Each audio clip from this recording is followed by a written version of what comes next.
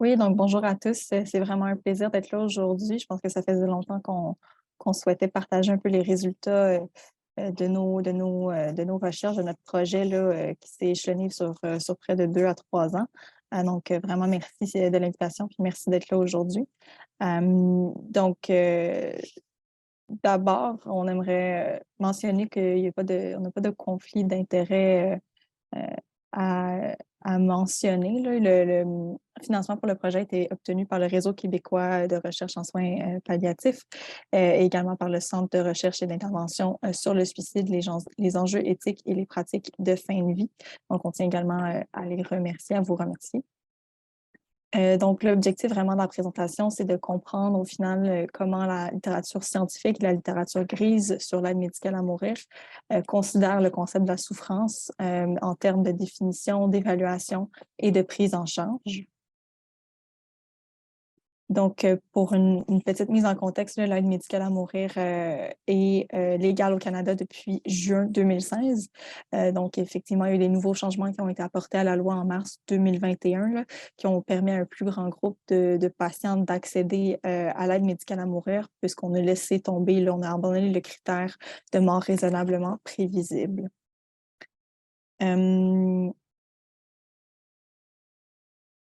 le, pour demander puis pour recevoir l'aide médicale à mourir, un patient doit être éligible à recevoir des soins de santé au Canada, être âgé de 18 ans et plus, faire une demande volontaire d'aide médicale à mourir qui n'est pas le résultat de pression extérieure ou d'influence externe, être atteint d'une maladie grave et incurable, puis fournir un consentement éclairé.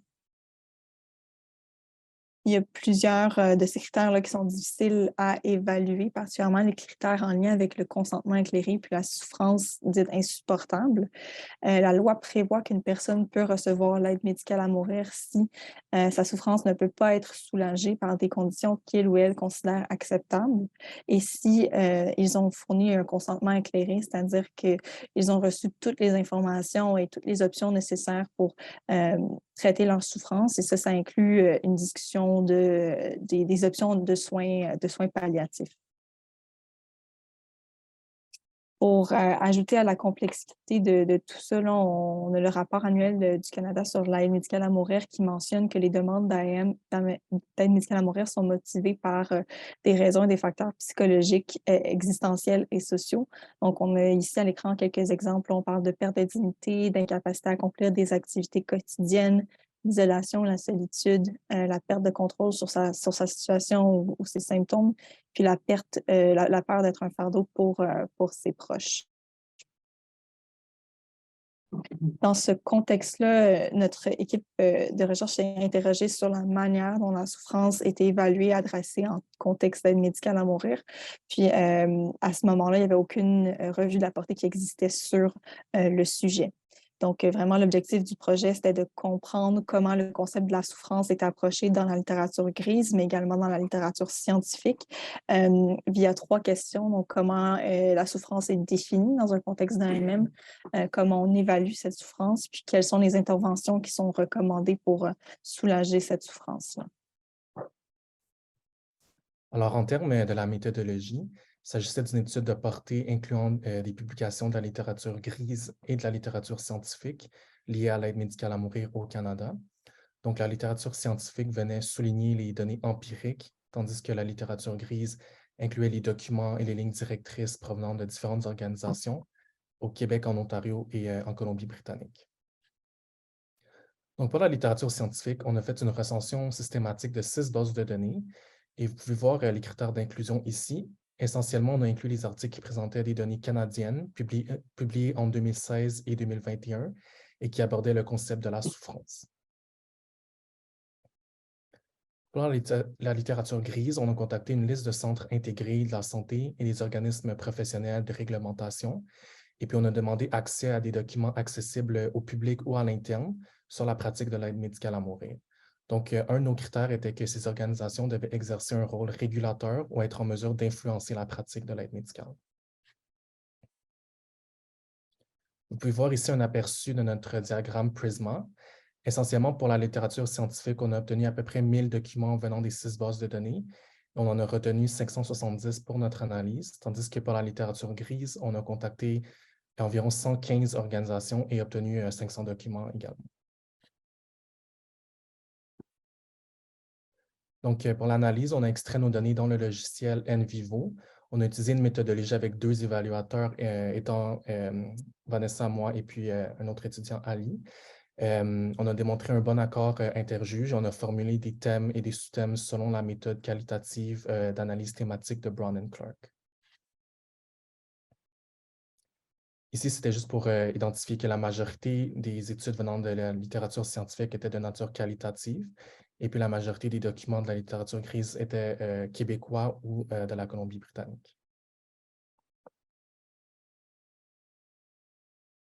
Donc, pour les prochaines diapositives, là, juste mentionner qu'en raison de la nature qualitative de la recherche, les prochaines diapositives sont très denses. On a décidé d'inclure quelques citations là, de la littérature sur les diapositives. Donc, vous pouvez les lire à votre rythme ou sinon simplement lire ou focusser sur les mots qui sont en gras parce qu'effectivement, elles sont assez denses.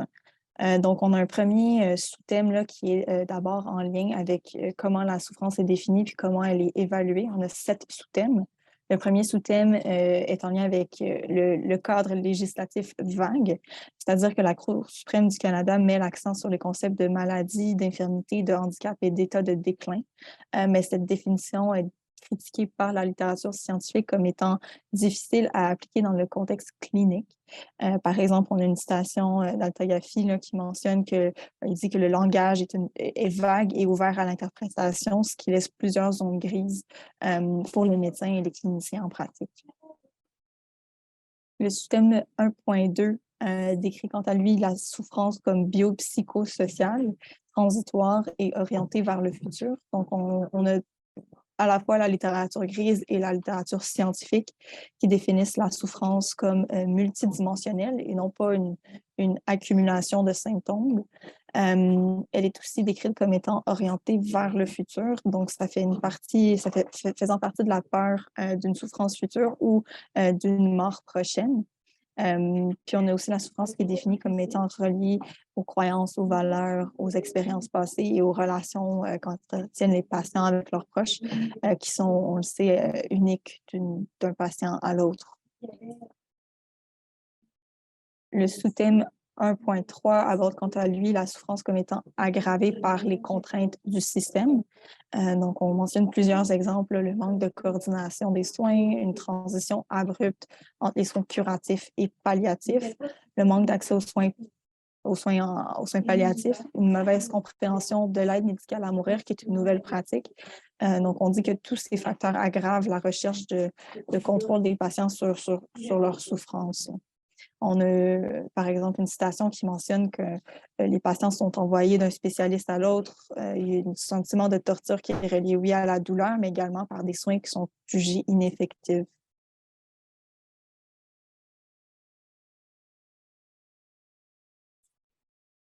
Donc, notre prochain sous-thème, c'est que la souffrance est souvent remédiable, mais il existe encore des défis particuliers en fin de vie. Donc, ce qui est ressorti de la littérature, c'est que les experts considèrent que la majorité des causes de souffrance sont remédiables et discutent l'importance d'impliquer les spécialistes pour offrir des alternatives pour adresser cette souffrance. On mentionne également le besoin d'aider les patients à s'ajuster à leur maladie et on décrit la complexité d'assurer une prise de décision informée lors d'une demande d'aide médicale à mourir. Par contre, ce qui vient compliquer la trajectoire, c'est que les conditions reliées aux facultés intellectuelles ou à la santé mentale ont été identifiées comme étant particulièrement difficiles dans le parcours. Donc, par exemple, les 2 littératures décrivent les déficits de jugement pouvant faire en sorte que certains patients demandent l'AMM et refusent des alternatives comme le contrôle de la douleur. On mentionne également le manque de ressources pour évaluer et traiter la dépression et on suggère parfois une évaluation systématique chez ces patients pour lesquels certains troubles de santé mentale peuvent avoir été manqués en fin de vie. Puis finalement, on met l'accent aussi sur l'importance de distinguer entre une demande d'AMM et un cas plus aigu d'idées suicidaires, particulièrement lors des moments où le patient est plus vulnérable. Et puis on considère également que les déterminants de la santé peuvent venir ajouter à la détresse. Donc, ça serait important d'inclure le contexte social durant l'évaluation globale.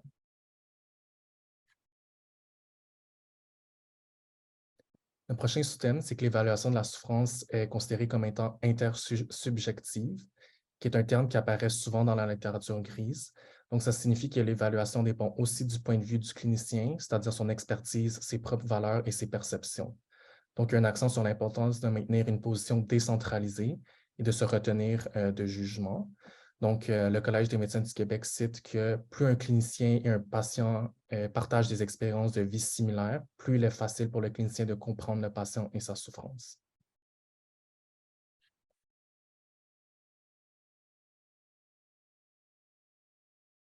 Donc, ce qui vient ajouter à la difficulté pour évaluer la souffrance, c'est qu'il y a peu d'outils objectifs suggérés dans les documents de l'AMM. On mentionne brièvement le Edmonton Symptom Assessment Scale et des indicateurs de fonction comme le Clinical Frailty Scale ou encore le Palliative Performance Scale, qui est un peu plus connu. Mais malgré que le fait que ces outils sont utiles pour juger, par exemple, la fragilité, pour établir un pronostic ou pour prédire une perte de capacité, on n'a pas vraiment de mesures cliniques fiables ou standardisées pour évaluer la souffrance spécifiquement dans la trajectoire de l'AMM, et plusieurs cliniciens recensés ont partagé cette idée.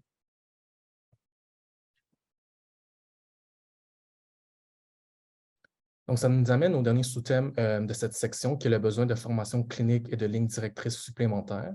Donc, la majorité des cliniciens ont exprimé le besoin d'avoir des ressources de formation et des guides pour appuyer la pratique de l'AMM, surtout dans les cas où certains critères d'éligibilité peuvent parfois être ambigus ou en transition. Donc, il y a déjà certains modules en ligne offerts aux professionnels à travers des organisations nationales comme le Royal College of Physicians ou encore le Canadian Medical Association. Et puis, au niveau provincial, il y a notamment la Colombie-Britannique qui offre vraiment ses propres ressources éducatives développées à l'interne. Par contre, même si les ressources actuelles fournissent un aperçu complet du contexte et des critères d'éligibilité, il y a peu de matériel de formation concernant l'évaluation pratique d'une demande d'AMM, particulièrement en ce qui concerne l'évaluation et le traitement de la souffrance du patient.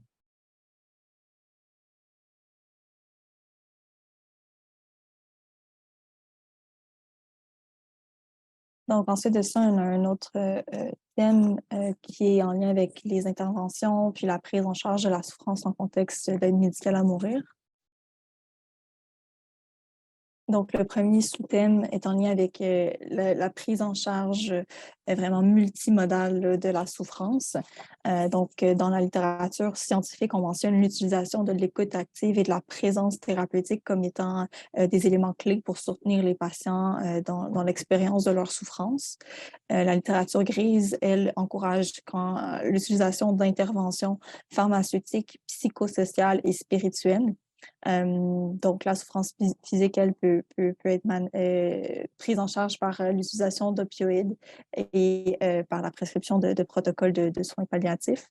On mentionne aussi l'utilisation de cette équipe interdisciplinaire pour arriver à cet objectif de prise en charge de la souffrance là, dans toutes ses composantes.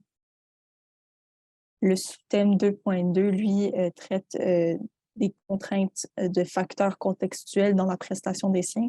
Ultimement, ce que ça veut dire, c'est que plusieurs facteurs qui peuvent affecter les soins, c'est-à-dire le manque de formation et de lignes directrices, les limites de l'environnement clinique, le contraste entre les communautés rurales et urbaines, les ressources humaines précaires. Donc, c'est tous des facteurs qui sont mentionnés comme ayant le potentiel d'avoir un impact sur la prise en charge de la souffrance. Il y a aussi la littérature grise et la littérature scientifique qui décrivent un certain biais des cliniciens de vouloir solutionner les problèmes des patients. Là. Donc, ce qui leur empêche possiblement de voir la situation ou la situation de leur patient, leur souffrance sous un œil plutôt palliatif. Donc, cette étude est la première étude de portée venant évaluer la souffrance dans le contexte de l'aide médicale à mourir.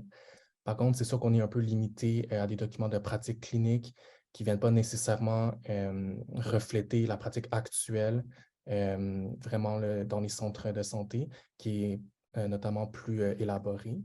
Et puis, pour la littérature grise, on a retrouvé des documents là, des provinces de Québec, Ontario et Colombie-Britannique, mais on n'a pas nécessairement inclus les perspectives de d'autres provinces comme les Maritimes.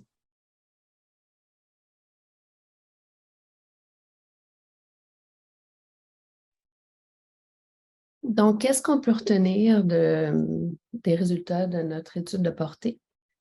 En fait, en termes de comment la souffrance se définit, la définition de la souffrance est vraiment en lien avec une souffrance totale, ce qui va avec le modèle typiquement utilisé en soins palliatifs, du modèle biopsychosocial. Il y a une opportunité, on croit, d'intégrer davantage des approches orientées vers la réhabilitation, ainsi que des définitions de l'Organisation mondiale de la santé, par exemple, sur la fonction et la santé, avec un focus sur le fait de se réajuster à la maladie. Parce qu'en fait, c'est ça, c'est sûr que des fois, on a des impasses quand il y a une demande d'aide médicale à mourir. Et puis, ça nous donne une opportunité aussi d'intervenir sur la question d'ajustement du patient. Le domaine de l'aide médicale à mourir, il semble qu'il y ait peu de balises ou peu de guides directrices en termes de comment adresser la souffrance dans ce contexte-là pour les évaluateurs et les prestataires de l'aide médicale à mourir, du moins dans les documents de pratique. Donc, ça laisse vraiment ouvert la porte à ce que les gens définissent leur propre pratique, soit à l'intérieur d'une institution, par eux-mêmes ou du cas par cas, avec la possibilité, en fait, d'avoir des standards inégaux en termes de qualité des soins. Hein. Donc, on peut se poser la question à savoir s'il faudrait définir davantage les documents de pratique, parce qu'en ce qui a trait, par exemple, à la souffrance, on ne mentionne pas vraiment d'intervention spécifique ni de guide de pratique. Et il y a un besoin parce qu'il y a un thème qui n'est pas ressorti, en fait, c'est la question de la diversité, de l'influence de culture.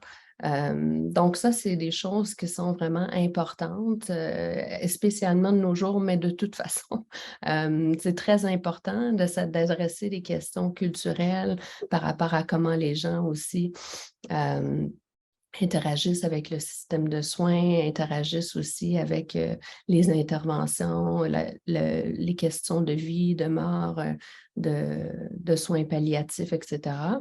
Et puis, il y a certainement aussi un besoin de définir des modèles de soins pour des milieux qui auraient moins de ressources. Donc, dans les documents de pratique, ce qu'on a vu, c'est la référence au fait que ce serait idéal d'offrir, par exemple, l'accès à un psychologue, mais que dans certaines régions, ce n'est pas un soin qui est disponible, par exemple. Donc, dans ce cas-là, il faudrait certainement envisager d'autres modèles pour que les gens puissent recevoir des soins adéquats pour pouvoir adresser leur souffrance. Next.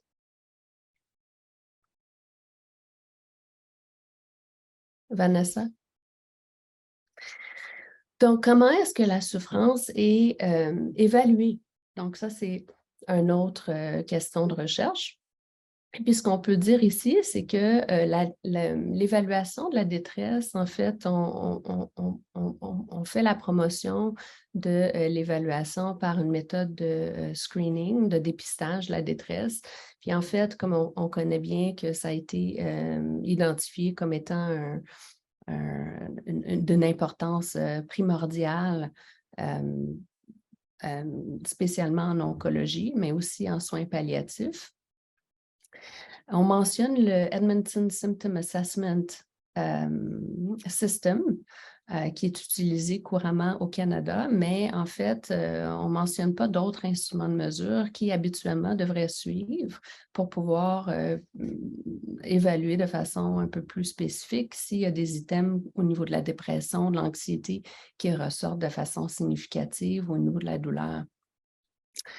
Il n'y a pas de mention non plus d'autres mesures psychométriques qui sont courtes, qui pourraient être intégrées dans les soins, dans les demandes d'aide médicale à mourir, qui couvriraient, par exemple, des aspects psychosociaux, existentiels, comme par exemple la démoralisation, la dignité, l'isolement social, la solitude. C'est sûr que c'est une clientèle qui est fragile, donc il y a une limite au niveau des instruments de mesure, mais en fait, ça peut être guidant au niveau des interventions ou des données probantes, des interventions basées sur les données probantes qui pourraient être proposées. Il y a aussi pas vraiment de mention là, d'idéation suicidaire. En fait, c'est sûr qu'il y a deux modèles de pensée au niveau des idées suicidaires. Est-ce que c'est similaire ou différent d'une aide médicale à mourir? Les proponents, les gens qui soutiennent la position de l'aide médicale à mourir ou auraient tendance à penser que c'est différent, mais il y a certainement, on connaît des cas qui ont demandé l'aide médicale à mourir sur des bases d'idéation suicidaire. Donc, la distinction, en fait, entre les idées suicidaires et une aide médicale à mourir est très importante. Pour pouvoir justement travailler des approches qui sont bien connues comme étant aidantes aussi au niveau des suicidaires, puis pour pouvoir justement dénouer une crise potentiellement suicidaire. Notamment aussi les gens qui demandent une aide médicale à mourir et qui se font refuser l'aide médicale à mourir sont aussi potentiellement à risque de se suicider. Donc, comment est-ce que c'est géré? Puis, il y a certainement un besoin de plus d'attention. Puis, particulièrement, en fait, on a un manque de guide au niveau de la prévention du suicide dans le domaine médical. Et le domaine médical, sous toutes ses formes, que ce soit cardiaque, oncologie, maladies respiratoires, etc., c'est des gens qui sont en fait une clientèle qui est à risque de suicide et qui est bien connue pour ça. Donc, de façon plus générale, il y a un besoin de guide de prévention du suicide dans le domaine médical, puis de façon plus spécifique d'intégrer aussi, du moins ce qu'on connaît au niveau de la prévention du suicide dans les documents de pratique. Il semble aussi que ce qui ressort de notre étude de portée, c'est le besoin d'un curriculum éducatif qui va au-delà de la stricte évaluation des critères au niveau administratif. Parce qu'en fait, quand quelqu'un fait une demande d'aide médicale à mourir, il faut savoir évaluer, il faut savoir mieux comprendre la nature de la souffrance, puis proposer des potentielles alternatives, mais c'est un moment aussi potentiellement où on peut intervenir au niveau des approches focusées sur l'espoir ou l'adaptation, ou les transitions, etc. Donc, jusqu'à quel point est-ce que c'est le rôle de la personne qui évalue l'aide médicale à mourir et qui procure ces soins ou non? Hein? Parce que souvent, on pense aussi du domaine thérapeutique, psychothérapeutique, qui demande en fait des connaissances particulières puis une certaine spécialité. Puis notamment ici au Québec, la psychothérapie, c'est un acte protégé. Mais en tout cas, donc c'est quand même spécial parce que c'est les gens qui procurent l'aide médicale à mourir, c'est des médecins. Donc, mais en même temps, il y a un aspect thérapeutique à tout ça. Next. Et comment est-ce qu'on adresse la souffrance dans le contexte d'une demande d'aide médicale à mourir? Dans l'étude de portée, donc on parle de pharmacologie pour la douleur physique, l'anxiété, la dépression, la psychothérapie et les soins palliatifs comme étant des modalités importantes, mais ce n'est pas clair que c'est exactement intégré en fait dans la trajectoire des soins de l'aide médicale à mourir. Puis il y a la question à savoir si ça devrait ou ça ne devrait pas être intégré. Donc, ça, c'est une question plus large aussi, qui est sous-jacente à tout ça. Notamment encore, il n'y a aucune mention des guides de pratique clinique, au niveau de la gestion de symptômes. Quand même assez intéressant qu'on ne mentionne pas les guides de pratique clinique. Il y a plusieurs guides de pratique clinique fondés sur les données probantes. Donc, ce serait bien de pouvoir justement les mentionner.